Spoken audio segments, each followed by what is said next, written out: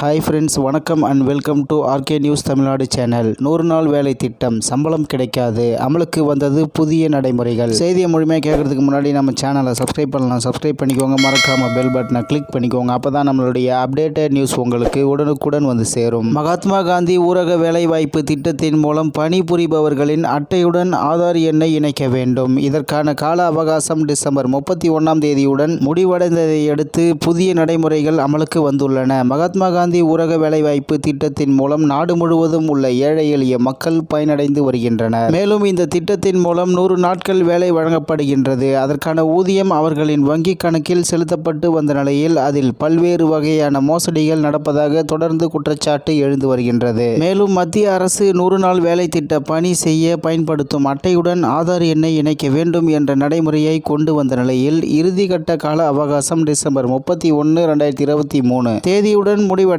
இந்த நடைமுறைக்கு கால அவகாசம் நீட்டிக்கப்படாது எனவும் கூறப்பட்ட நிலையில் கடந்த 3 ஆண்டுகளில் ஒரு நாள் வேலை பார்த்து இருந்தாலே அவர்களின் பணியில் இருக்கும் தொழிலாளர்களாகவே கருதப்படுகிறார்கள் எனவும் தெரிவிக்கப்படுகின்றது. இந்நிலையில் அட்டையில் ஒரு நாள் கூட பதிவு செய்யாமல் இருப்பவர்களை தகுதியான முறையில் தேர்ந்தெடுத்து மீண்டும் பணியில் சேர்த்துக் கொள்ளலாம் என்ற அறிவிப்பை மத்திய அரசு தற்போது வெளியிட்டுள்ளது. மேலும் ஆதார் கார்டு வங்கி கணக்குடன் இணைந்து இருப்பதால் பணம் பட்டுவாடா செய்வதில் மோசடி எதுவும் ஏற்படாது எனவும் தெரிவித்துள்ளனர். அதனால் ஆதார் அட்டையை பணியாளர் அட்டையுடன் இணைப்பதின் மூலம் சம்பளம் வழங்கப்படும் என்ற திட்டம் நேற்று முதல் அமலுக்கு வந்துள்ளது குறிப்பிடத்தக்கது. தமிழ்நாட்டில் இதுநாள் வரையில் 2,02,782 பேர் AEPS முறையின் கீழ் இணைக்கப்படாமல் உள்ளனர். தேசிய அளவில் 1.5 கோடிக்கும் அதிகமானோர் AEPS முறையின் கீழ் வரவில்லை என்று சமீபத்திய புள்ளி விவரங்கள் தெரிவிக்கின்றன என்பது குறிப்பிடத்தக்கது. இத்துடன் இன்றைய முக்கிய செய்தி நிறைவு பெறுகிறது. நன்றி, வணக்கம்.